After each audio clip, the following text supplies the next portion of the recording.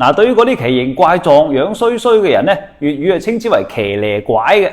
咁有冇人諗過呢個騎呢怪究竟係咩家伙嚟㗎啦？仲有騎呢呢兩個字究竟點嚟嘅呢？有人呢認為騎呢呢兩個字呢源自於離奇。咁但係根據1933年方言學家孔宗南先生嘅《廣東俗語考》呢本書所講呢，騎呢怪呢個詞本字應該係咁樣寫嘅。原本呢係指一種蛙類。咁因為中意騎喺啲泥巴上面所以被稱為騎呢國嘅。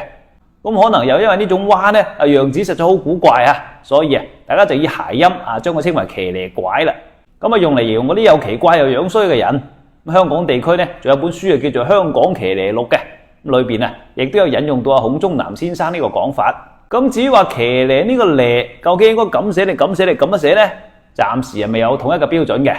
咁我個人覺得從讀音嚟睇呢，呢個呢字係最為之接近嘅，唔知大家同唔同意啦？